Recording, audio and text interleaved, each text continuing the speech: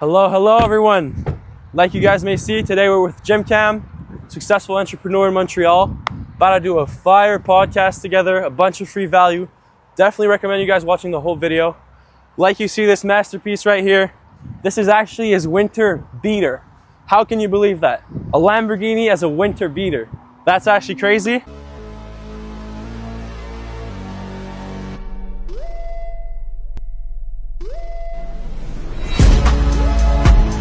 So it's a pleasure to have you with us. Why don't you introduce yourself real quick?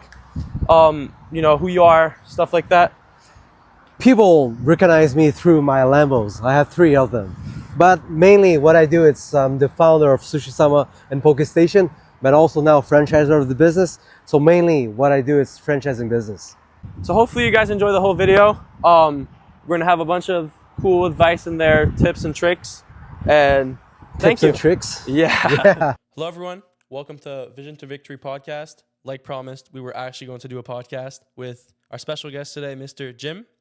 I'll let him introduce himself real quick. You guys already know a little bit about him, the famous Lambo, everything. He's gonna talk about what he does exactly, how he did it, stuff like that. And then the podcast just gonna go on with the flow, provide some free value to you guys. Hopefully you can learn something from this and enjoy.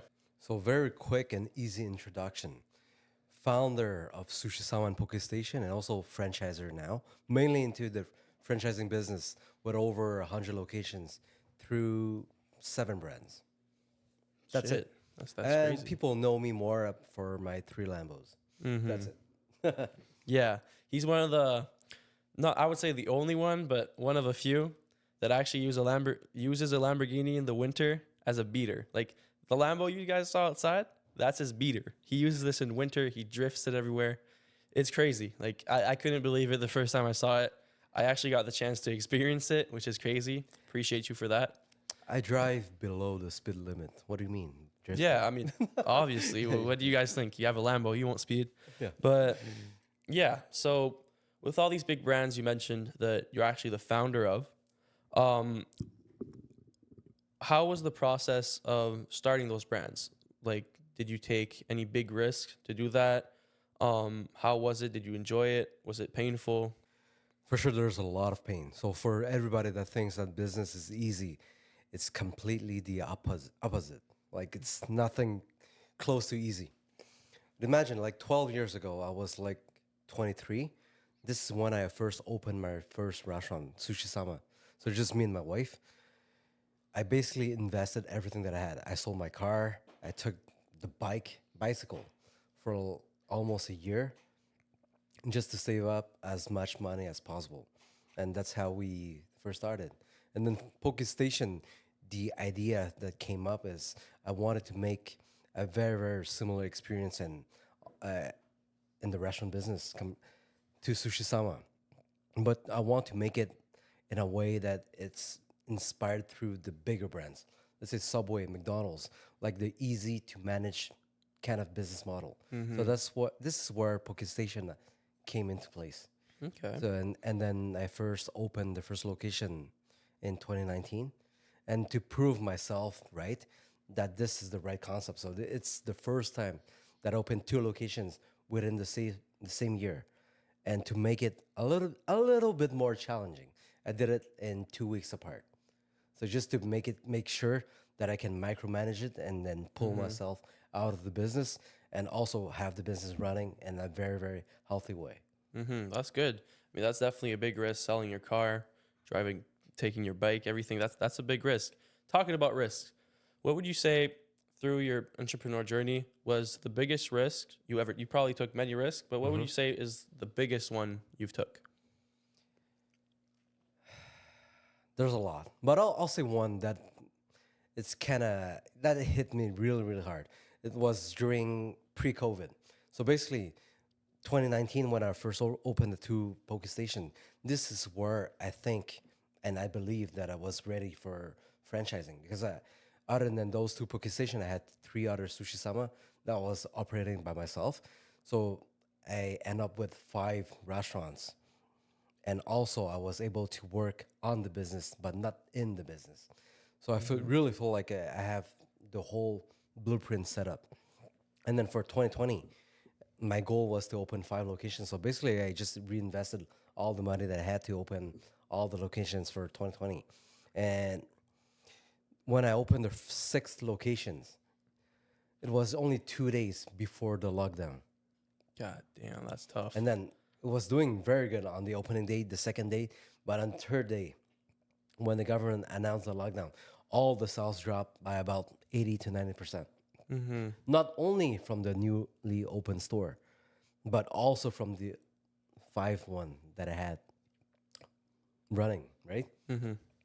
So I already have like I don't know, hundreds of thousands invested into that stores, and also 2 or 3 stores under constructions that has been stopped because of COVID. So everything has to be stopped. So for me, I thought it was like the end. I was talking to myself and asking myself, is this the end? Is this it? Like all the years of hard work and crazy things. For me, like, I don't know if I was gonna die or gonna survive. But as if you were actually looking for information, you look into the internet, you see only crisis all around. Like no matter what you search for, it's crisis. And I was panicking a little bit, but also I saw an opportunity because as the days goes by, I saw a lot of stores starting to close down, and I said, "Hey, I'm already dying. I cannot die twice. So what if I start calling the landlords to negotiate for the better price for the rent? I'll say, hey, I'll just try to get that location. That was a prime location that is almost impossible to get it before COVID. I say, let me try to negotiate. And then I call my partner. I say, hey, you know what? I found 2 great locations that I really want to rent it out. Which one would you prefer to go for? And then he told me, Jim, you decide. And then I said, if you let me decide, I'm going to take both. Then he said, okay, just take both. Then we just went on it like crazy. So he saw me like, even though it's a crisis, like verge of death, but I still keep pushing forward and try to figure out for something. And then we just keep signing new locations. Even for him, he say, hey, if Jim is doing it, then I'm going to do it on my side too. So he went on looking for new locations. And I say, hey, Jim, I have found 2 new locations. Which one would you like to take? I said, if you give me the power to pick, I'll choose both. So we just end up signing like crazy amounts of locations. And that's how we really blow up. I mean, that was obviously beneficial for you. And to kind of comment on that, not only in like restoration, stuff like that, but really in every niche, even in like stock markets, crypto, when people panic, the smarter people make moves. Yep. Because panic resolves to oftenly taking stupid decisions. So if your competitors are doing stupid decisions, you can make smarter ones. And then, like you see, you took a benefit from that and scaled your business to another level in tough situations. So that's actually very impressive because, you could have shut down all your businesses like everybody does. And who knows, you probably wouldn't be where you are today. Yeah. So that's one thing too. Imagine like all your friends, your families, they give you the pressure that, hey, why don't you just close down the store and just take the benefit from the government so you can give all your employees free money and yourself. I said, I can't do that. If I do it, then I'll start at the same line of everybody else. So we'll be pulled back. I say, I worked so hard for this. I cannot stop now. I'll try to figure something out. And if I do make it, I'll be so far ahead of everybody else. That was my mentality. yeah, also, it's funny that you mentioned like your team and employees. He actually shared a story with me earlier that was really interesting. Basically, you were speaking about how it's important to have a good team and not 100% rely on them because that was pretty much a tough situation for you during COVID. Why don't you share that to us? What happened? I think I share a lot of stories. So just remind me which part. Yeah. exactly. Okay. Sorry. So like during COVID, people needed the jobs. These people were working for you, and then after that, yeah. Yeah, but basically when the pandemic came and then the government announced the lockdown. So for sure, there's no government support for anybody, right? And then the sales of all my restaurant jobs by about 80-90%. At that time, I wasn't doing any Uber at all, but I needed to start doing it in order to just save the stores and also save the employees. Imagine that the sales drops. I told all my staff, hey, don't worry, I will not cut any one of you. You will still be maintaining all your shifts. I'm gonna figure out a solution. So I start bringing more sales through different platforms and any way possible, just in order to maintain the team running. Even though I was making no money and losing a lot of money. And when the government announced the 2K support per month, this is where I lost like 50% of my staff. They all It's just crazy. started to went to get the benefit of the free money. I'm not mad at it. I know Yeah. people will always make choice based on their own personal benefits. I understand that. This is human nature. Even though sometimes I do it too, but I always try to think for the bigger picture. So that's where I always plan for giving opportunities to a lot of people, because opportunities, it's easy to give, but they have to prove themselves. So that's why, imagine when I first started my first restaurant 12 years ago, I was 23, no knowledge and nothing, no mentor. I just did it by what I think I know, and I learned it the hard way through the years. But now I'm giving the opportunities to give the information and the knowledge and also the guidance for people willing to get into the restaurant business. So they do not have to go into and making the same mistakes that I did. And to kind of come back to what you said, money can make people take stupid decisions Yep. or, not with principles. And, you were there when they needed you and then you needed them and they just left because money was an option. That's not cool. I try to live also as much as I can on principles and self-respect, but respect other people too, give opportunities. That's a good point. To come back, another topic that you said, your family during COVID. They were kind of telling you to do this, that. Would you say your family was supportive with your business when you first started? Obviously you took a lot of risks. They were aware of that. I'll say the only person supportive in my life, like truly since day one, is my wife. That's it. So everything that I want to do, she will support me. And as for my families, ever since I started the first business, I asked if they could lend me $1,000. They can't. I say, okay, just maybe a few hundred. They could not. So I have to figure out everything by myself. Yeah. And during COVID, they were giving me the pressure. Hey, why don't you just close the store and take the money and just make sure everybody's safe? I say, I don't think COVID is deadly. I don't know anybody died in my surrounding. Have you? I asked the question. I have. Do you know? I have Maybe, probably, but for me, I was young. I'm still young, 30 something. I say, hey, I'm not putting anybody life into play. So if you don't want to work, it's fine. But don't stop me from working. I need Yeah. to figure something out. But at the same time, if you see it from their perspective, they just want the best for you. Your family obviously loves you. Yeah, of course. They always want the best for you. But what they think is the best, It's not always the best. Yeah, Yeah. it's not better, right? Because people will say, hey, this is the best because it's based on the level of their understanding and knowledge. But if they really know what's best, why are they not more successful than Yeah. any one of us, right? You gotta, the people, like, let's use Ty Lopez as an example. That's a big role model of mine. Yep. If he would tell me to do something, I would maybe consider it because he's in the position that I want to be. But let's say your parents telling you something, you don't necessarily want to be like your parents. You like them, you love them, your family. You don't necessarily want to be like them. So it's not always the best way to do things by taking their advice. Of Yeah. course, you can take some advice. This is your family and your parents. But yeah, I definitely get that. Because in my family, I have an aunt that owns, I think, 3 or 5 restaurants. I don't remember really. And then everybody were looking up to her. I say, hey, you should do exactly like her so you will be as successful as her. Yeah. And then for Michigan, I don't think I want to be 50 and still work in my restaurants. This is not my goal. So I cannot listen to all the advice. I'll still listen to whatever she has to say.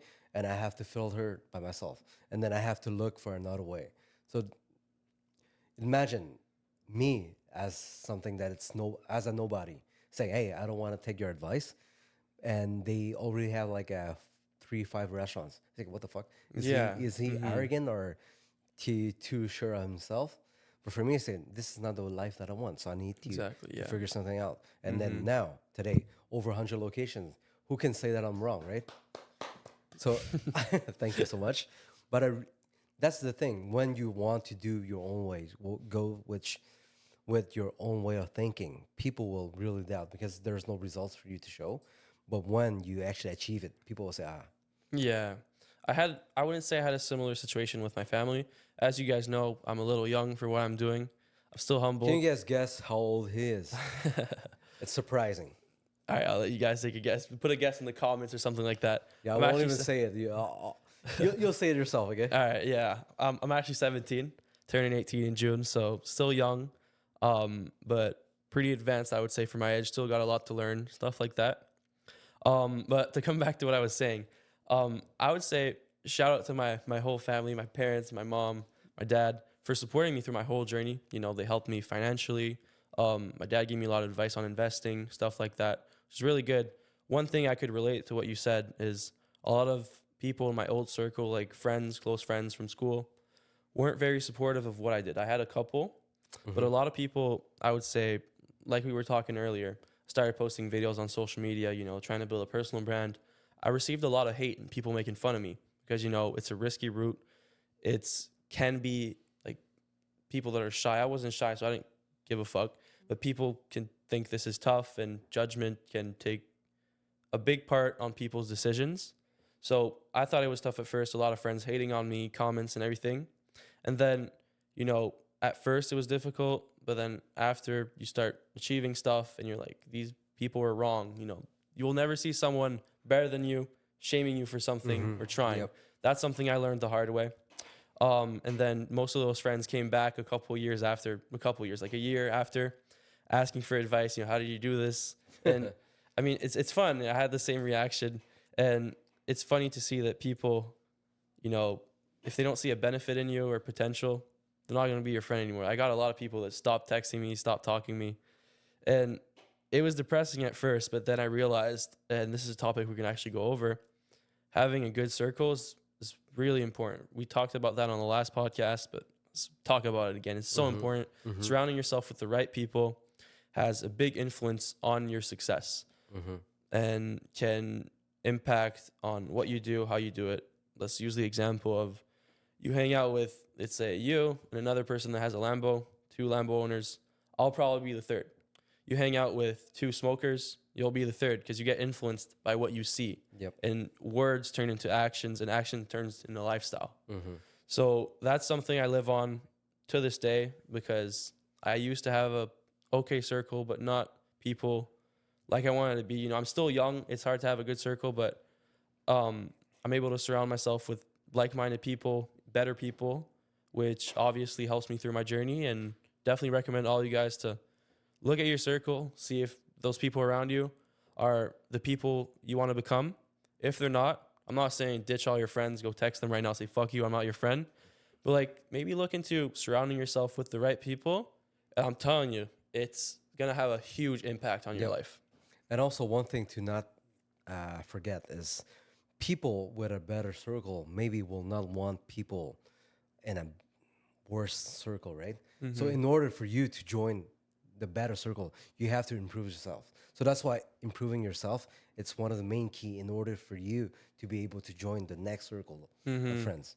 Investing in yourself. Like I said, I give you a lot of always. props because you look you look, sound wiser than your age. Thanks. It's appreciated. Yeah. But yeah, so investing in yourself, that's something I still do to this day. You probably still invest in yourself Yeah, still lot every on a single daily. day, every single day. And You yeah, have to invest in your temple, like mind, body, spirit. 3 things, one of the most important. So you have to train, you have to learn, and you have to meditate. So those 3 things will actually, it's related to the law of manifestation. So actually, I was going to ask you that. Do you believe in the law of manifestation? have you manifested any of your success, believing something and it turns into reality, stuff like that? Why don't you share some past experience with manifestation? Yeah, but also one of my deepest one is I remember when I first opened my restaurant, I just in order to save the dollar, like the penny, I needed to go buy my own vegetables, like at 2 a.m. in the morning, because this is where the all shipment comes, and you can get the freshest one. And then I'll bring it to the store, go back home, sleep, and then wake up at 5 a.m. Go to the gym, and then after the gym, you start like learning a lot about business, how to grow the business, and then when the normal grocery stores open, let's say Costco opens at 8 9, you go buy the other stuff and then bring back to the stores. And if you have a little bit time, at that time I was trying to go into the stock market, so just try investing a little bit, but it's a lot. And I remember sometimes I was driving and I was asking myself, is it worth it? Is it worth all the hassle, right? And I said, okay, let's keep working on it, and it's gonna come, because there's no way if you gotta push through it every single day, 24/7, it's not gonna happen. So you try to manifest the better part of life that Yeah. comes after. I'm strong on that too. I've still manifested to this day. I haven't achieved by far all the goals I want to achieve. We can go over that too, 2025 goals. But really, you got to see it like this. It all starts from a thought. A thought turns into, speaking it. Speaking turns into doing it. And doing it turns into actually being your lifestyle. Let's say Who taught you that? I pretty much learned it myself. I used to be so negative, saying like, a lot of stress. Being an entrepreneur is very stressful. I had a lot of stress, and just negativity, like saying, why would I even go to the sales call? I'm not even going to close it. Stuff like that. And then I saw some TikToks, a bunch of stuff. And TikTok. You're Yeah. you're born in the red generation. yeah, good and bad.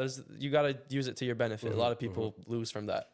But I actually started like believing in myself. It also comes with seeing results, I'm still young, but I would say relatively for my age, I'm making a good amount of money. Of course, I want more. And there's a lot of people doing way more than me. I'm humbled. But through success, you learn that having a good perspective and awareness is important into making your goals into reality, I would say. It's a hard way to say it. You just got to believe in it. But I'm telling you, just this little thought behind your head, like saying this is not going to work, just switch that mindset. And I'm telling you, the chances of it happening are way higher just if you believe in it. Because a lot of people, they're asking the wrong question, or they're giving themselves the wrong affirmation. Let's say if you say it's not gonna work, so that means it's not gonna work. Yeah. But if you ask that question instead, how can I make it work? So your brain will reward differently. You will start looking for solution instead of affirming that it's not gonna work. So this is how you first shifted your mindset. So everything that you said, it feels like negative. Try to just change the way you're saying it to yourself. And why I ask you about like the thing that you say that first comes from the thought, because this is where I learned it through my first mentor. It's actually from my book. It's called Secret of the Millionaire Mind.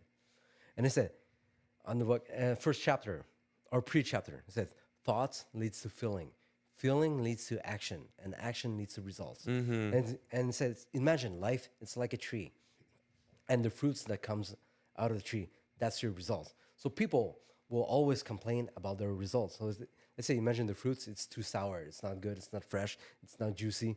People will start complaining about it. But once the fruit is out, there's nothing you can do about it. So the thing you can do is change from the roots. So start watering differently, start putting some more better ingredients. So the next batch of fruits will come out the way you want it. So everything comes from the mind.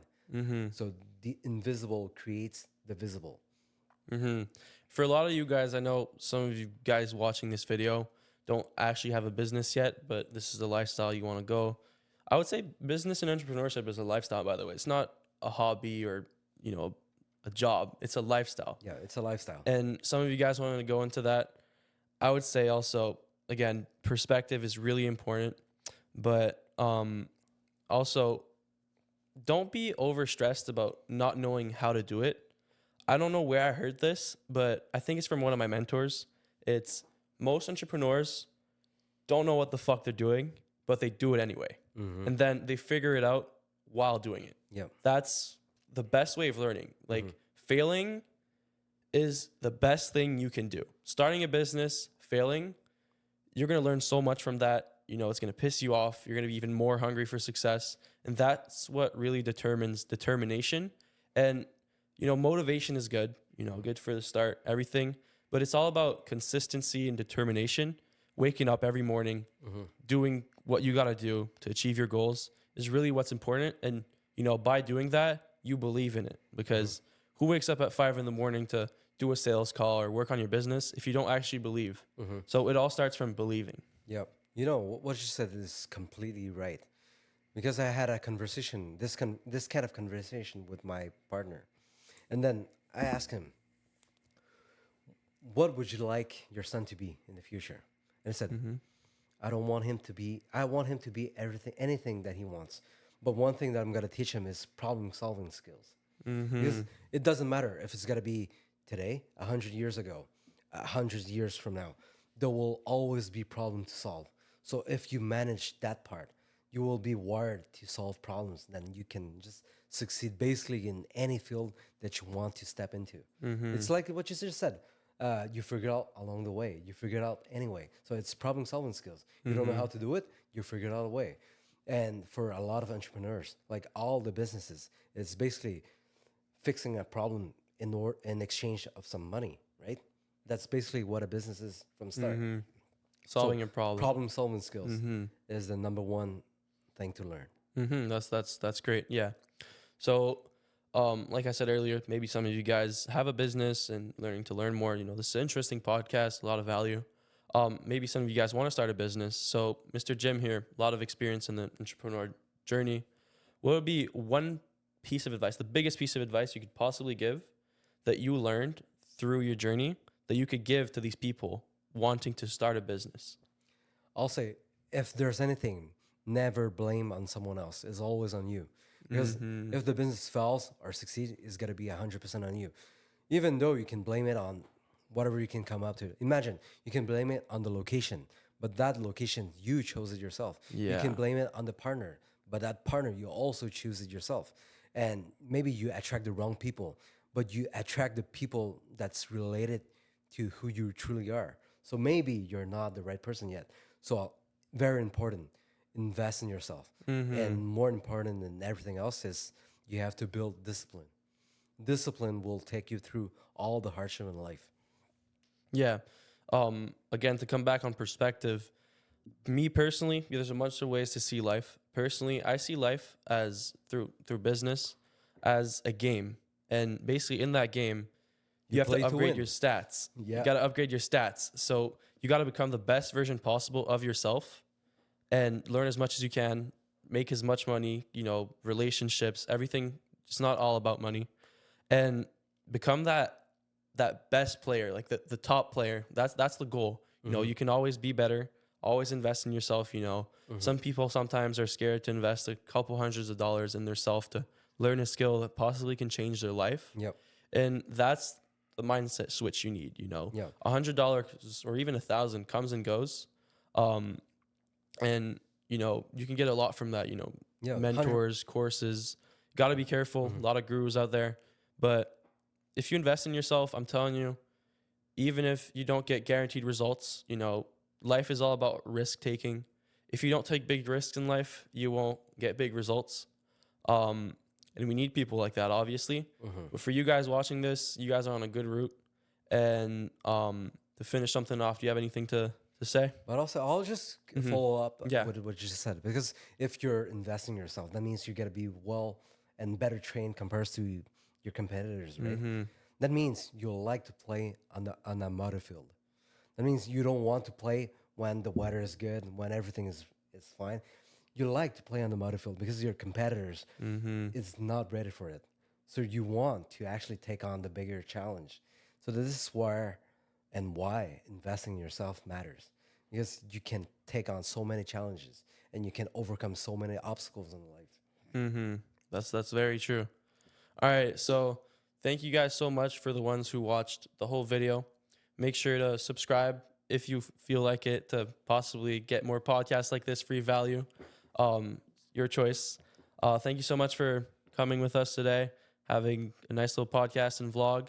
Hopefully you guys liked it, and give us feedback in the comments. I'm new on doing this, podcast and everything. This is my second one, and I'm always looking to improve, invest in myself, get better stats. So let me know what I could improve and do better. Anything you guys would like to see, any guests. And yeah, thank you so much.